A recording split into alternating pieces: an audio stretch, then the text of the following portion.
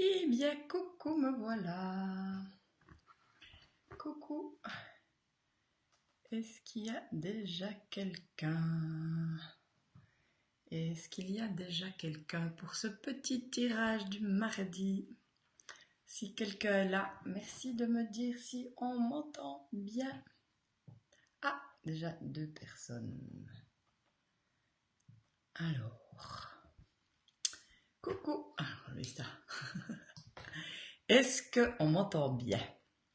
Est-ce que vous m'entendez bien? Si vous pouvez juste me mettre un petit commentaire. Un petit commentaire. Je ne sais pas où ils viennent les commentaires. Bon. Eh ben, on va y aller. Il y a le petit décalage. Mais si jamais il y a quoi que ce soit, enfin si je peux avoir juste un petit... Ah, super. Coucou. Ah, super Nathalie. Merci. Génial. Bon, eh ben Nathalie. Voilà. Nathalie.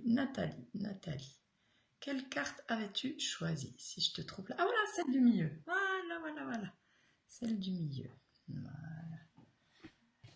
Celle du milieu. Alors, celle du milieu. Ah bah tiens, celle du milieu.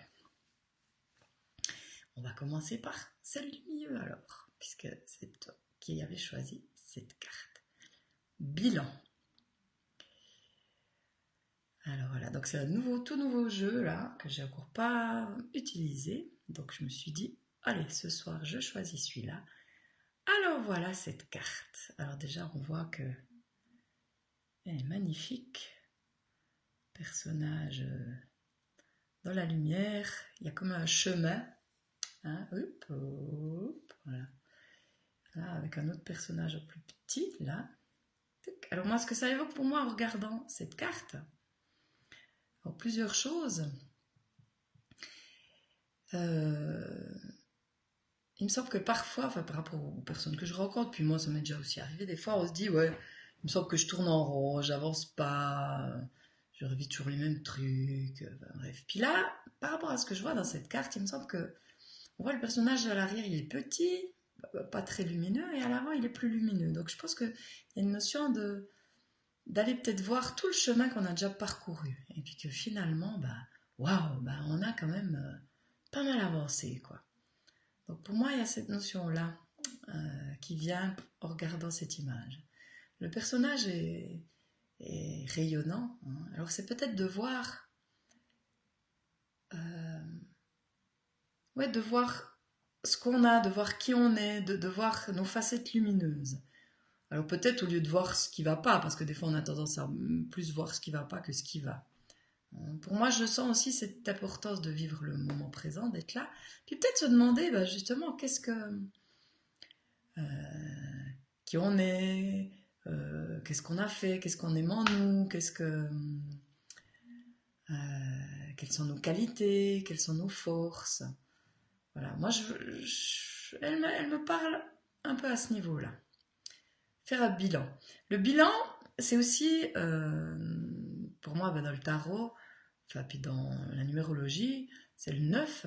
C'est vraiment faire un bilan pour pouvoir passer à un autre niveau. Faire ce bilan, c'est peut-être être honnête avec soi, puis se regarder vraiment aller à l'intérieur, pour voir qui on est, pour voir notre lumière, notre force. Voilà. Alors, je ne sais pas, parmi les personnes qui avaient tiré cette carte, est-ce que ça parle? Est-ce que ça parle? Alors, Nathalie, si jamais. Milieu, il y a Stéphanie aussi qui a tiré cette carte. Christelle. Sandrine aussi qui avait tiré cette carte. Alors, je ne sais pas si tu es là, Sandrine. Alors, si vous pouvez mettre un petit mot. Et puis, c'est vrai qu'il y a un petit livre que je ne sais même pas où il est, le petit livre. Il est où? Je l'avais préparé et je ne sais pas où je l'ai mis. Ah voilà. Alors, bilan. Donc, je vais voir. En B, c'est bilan.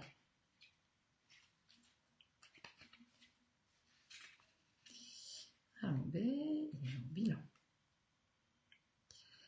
Par son chemin, son courage, son attitude, ses blocages, sa mollesse, son agressivité, ses réactions, quelle que soit leur couleur, chacun est l'enseignant d'un autre ou de soi-même. Des situations ou personnes marquantes vous ont fait grandir, parfois en douceur, en vous aspirant, et parfois de manière abrupte, dans la douleur. Cela a façonné votre personnalité, votre vie privée ou professionnelle, et vous pouvez être fier du chemin parcouru. Prenez un temps pour regarder vos qualités, vos compétences et vos ressources. Elles méritent votre attention. Vous êtes un trésor. Oui, vous êtes un trésor à partager. Qu'aimez-vous en vous? Quelles sont vos forces, vos qualités, vos compétences et accomplissements? Listez-les pendant quelques jours. Quelle sensation cela vous fait-il de voir tout ce que vous avez déjà fait et développé en vous? Qu'auriez-vous envie de développer encore plus?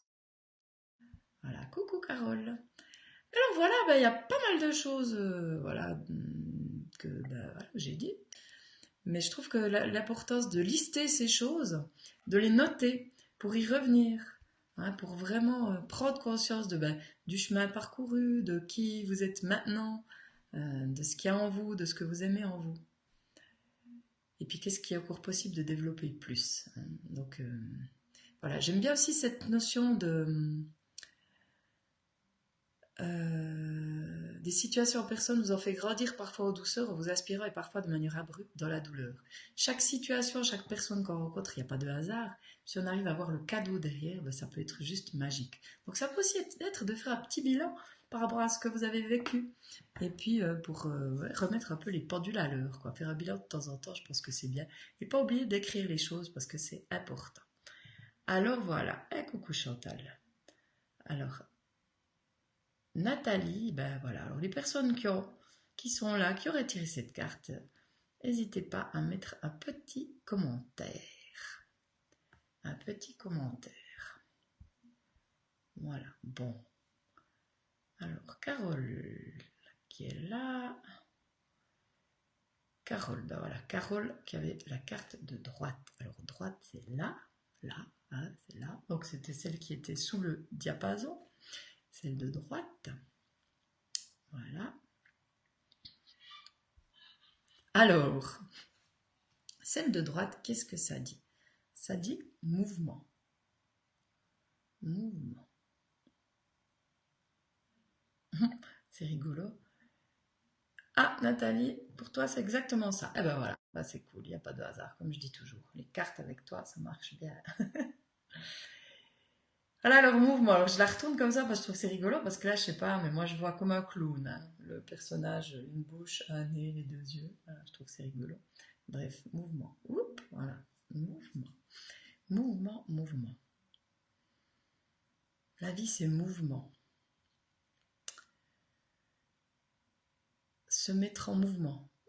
Agir pour soi. Le premier mouvement qui me vient, c'est d'abord d'agir sur soi. En faisant le bilan, voilà, elles se suivent finalement ces cartes. En faisant le bilan, ça permet peut-être aussi de se reconnecter à soi, de voir ce qui est important pour soi, de voir ce qu'on a déjà accompli, d'être à l'écoute des valeurs et tout ça. Et le mouvement nous invite à agir, à faire pour soi, en fonction de ce qu'on a découvert en faisant ce bilan. Voilà, je vois ça. Je vois aussi que la vie est mouvement. Ça me parle aussi de l'impermanence. Il n'y a rien qui est stable, qui est fixe. Parfois, on reste dans des situations, dans des fonctionnements. On a peur du changement. Mais la vie, c'est le changement. Donc, accueillir ce changement, c'est génial. Puis justement, des fois, rester dans ces habitudes, dans ces schémas qui nous confortent, qui nous rassurent, mais qui fait qu'on ne s'adapte pas au courant de la vie, on ne surfe pas sur la vie. Alors que justement, quand on peut surfer sur ce qui nous arrive, c'est ça qui est génial. Coucou Martine! Ah, ça fait un petit moment que je ne t'ai pas vue par là, il me semble. En direct en tout cas. Voilà. Donc voilà, ce mouvement, se laisser porter par le mouvement de la vie, faire confiance aussi au mouvement de la vie. Hein, et puis... ouais, pour moi, il y a une notion aussi de se concentrer sur l'essentiel, voilà, d'agir, tout en étant connecté aux émotions. Pour moi, le bleu, ça peut représenter les émotions. Je pense que c'est vraiment important d'être connecté à soi. Alors ça, c'est aussi ce que je dis toujours. Alors je crois que le téléphone a sonné parce que j'ai oublié de le mettre. J'ai oublié de mettre mon téléphone sur avion, donc je le mets, voilà. Donc, Daniela, on a déjà parlé de celle du milieu, faudra regarder la vidéo. Celle du milieu, c'était bilan. Donc, Oui, être à l'écoute des émotions pour savoir ce qui est juste pour nous, pour ne pas agir dans tous les sens ou pour ne pas agir contre ce qu'il y a à l'intérieur de soi. Donc, faire le bilan, se recentrer, regarder ce qui est important, être à l'écoute des émotions et agir, se mettre en mouvement. Donc, je vais lire ce qui est dit par rapport au mouvement. Au mouvement. Mouvement. Alors, l'énergie est un mouvement perpétuel en vous qui active les battements de votre cœur. Mais elle a besoin de votre participation pour le maintenir en bonne santé. Elle a besoin que vous vous mettiez également en mouvement pour stimuler sa bonne circulation. Que cela soit par le sport ou par la mise en route de votre projet, elle a besoin de circuler. Alors bougez, créez le mouvement, il se créera en vous et autour de vous afin que la magie opère. Pas mal, la magie. Comment vous mettez-vous en mouvement? Comment pourriez-vous bouger plus pour stimuler votre organisme et vos idées? Alors ça, c'est de très bonnes questions. Je suis en plein dedans dans cette histoire du mouvement. C'est rigolo parce que ces cartes, elles me parlent aussi à moi.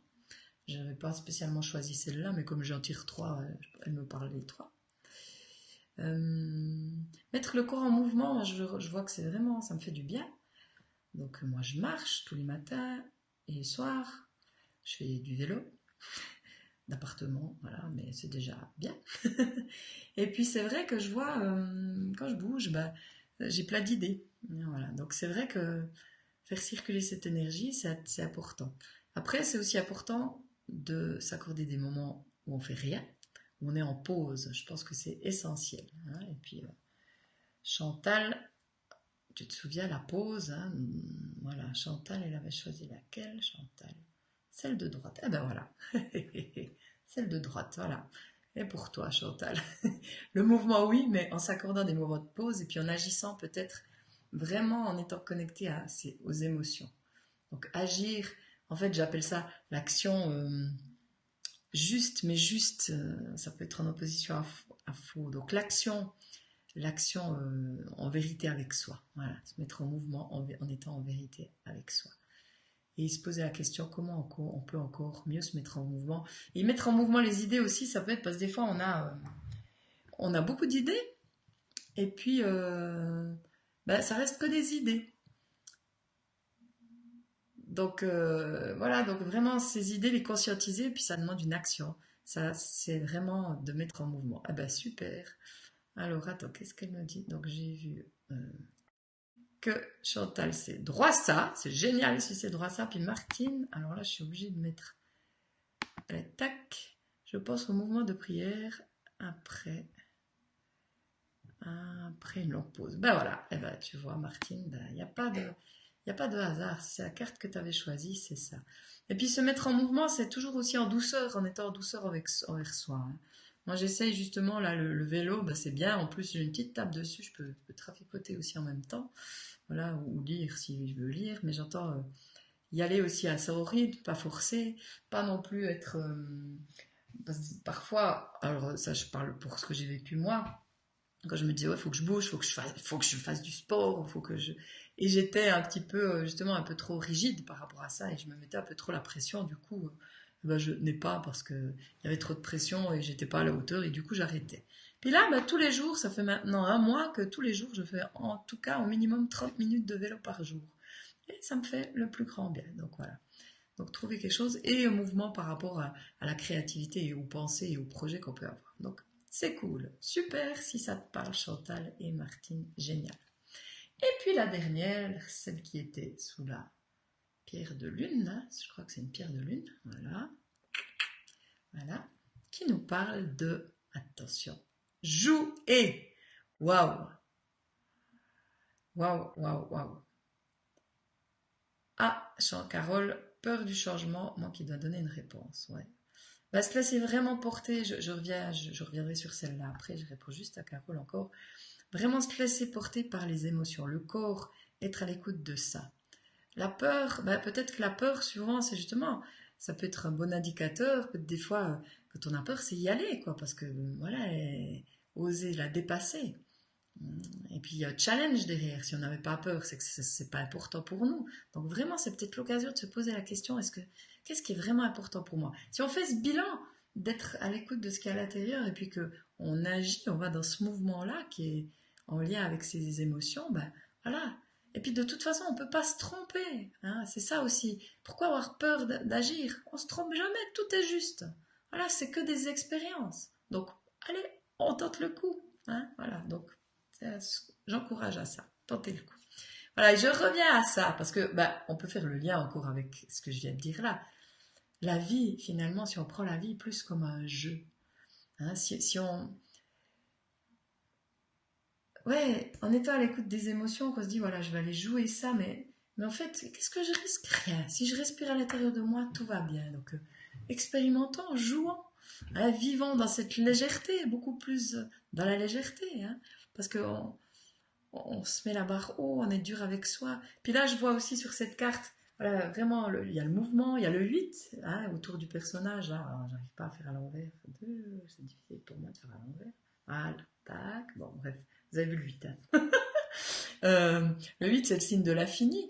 Et puis quand on joue, quand on retrouve quand on se connecte quelque part à notre enfant, enfin notre partie enfant, hein, parce que comme je dis toujours, moi j'aime pas dire l'enfant intérieur, parce que on a une partie qui est enfant en nous.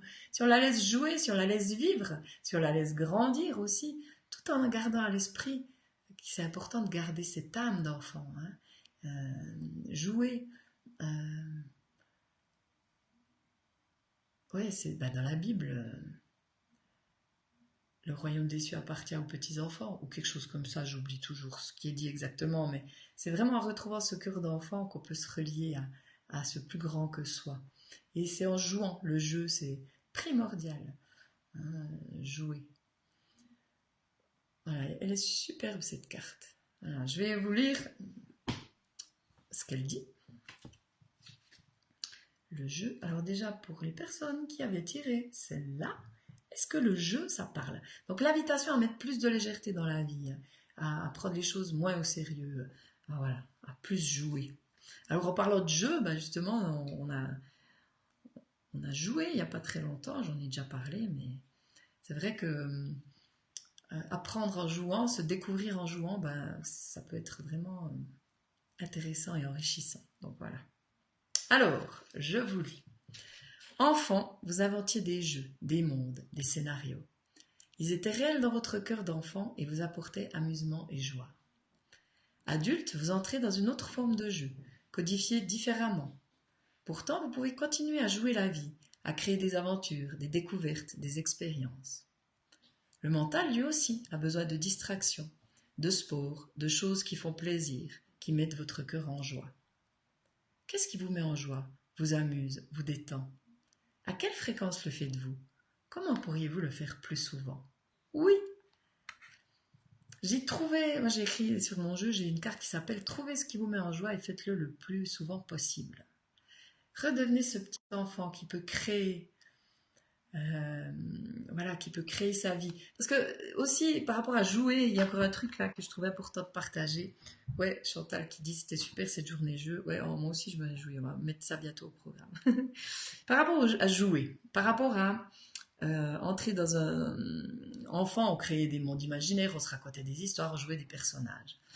Et ce que j'observe, c'est que justement, de par notre conditionnement, on s'est créé un personnage, puis on reste dedans. Voilà. Mais qu'est-ce qui nous oblige à rester dedans? Pourquoi ne pas expérimenter d'autres personnages? Jouer, ça peut être ça. Ça peut dire, tiens, aujourd'hui, je veux jouer à être telle chose, enfin, telle personne, ou telle... Je veux jouer à être en joie, ou je veux jouer... Il y a plein de possibilités. Hein. Et puis, on va voir que justement, plus on ose sortir du personnage dans lequel on s'est enfermé, plus tout est possible et on peut jouer tous les personnages. Quoi. Et puis finalement, prendre ça comme un jeu. J'avais dit une fois à un enfant, enfin une maman, qui se faisait du souci par rapport, elle était enceinte, puis elle se faisait du souci par rapport au monde dans lequel son enfant allait arriver. Puis je lui ai dit, justement, peut-être que lui, déjà, par rapport à l'école et tout ça, je lui ai dit, mais faites-lui prendre ça comme un jeu. Il y a, voilà, à la maison c'est comme ça, à l'école c'est différent. Voilà. Et puis, adapte-toi. Parce que la nature humaine, elle est faite pour s'adapter. Ça, j'en suis convaincue. Alors, s'adapter, ça ne veut pas dire se suradapter. Ça ne veut pas dire se renier, non. Mais ça veut dire, ben voilà, dans telle situation, j'ai besoin de ces qualités, donc je les prends, je les montre et je les joue. Voilà. Et puis, ben, ça peut vraiment nous aider. Et c'est pas tricher non plus, hein, parce que quand on est dans un personnage, qui est dans un conditionnement, dans des schémas, là, quelque part, on triche ou on se ment à soi, on ment aux autres, parce qu'on n'est pas vraiment nous.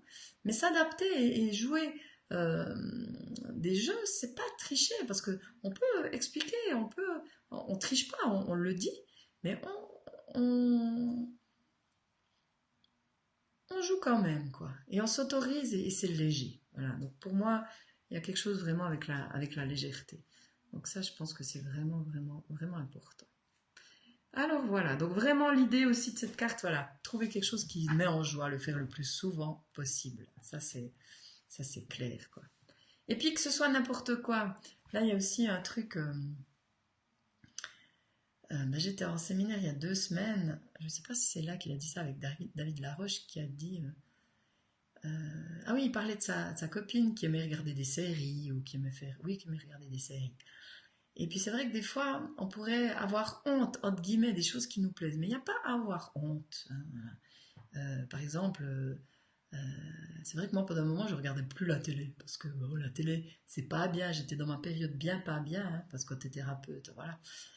C'est pas bien de regarder la télé. Et puis bon, heureusement que j'en suis sortie parce que maintenant, ben voilà, je me plais. Alors des fois, je me pose sur le canapé parce que voilà, j'ai besoin de prendre soin de moi, de me reposer. Et puis regarder des séries, ben, c'est une façon pour moi de me détendre. Parce qu'il y a notamment une série que j'adorais, c'était Doctor House, mais qui passe plus tellement. Mais maintenant, il y a un nouveau truc, c'est The Good Doctor. Et c'est tellement intéressant de voir les personnages, moi qui suis passionnée par les fonctionnements humains.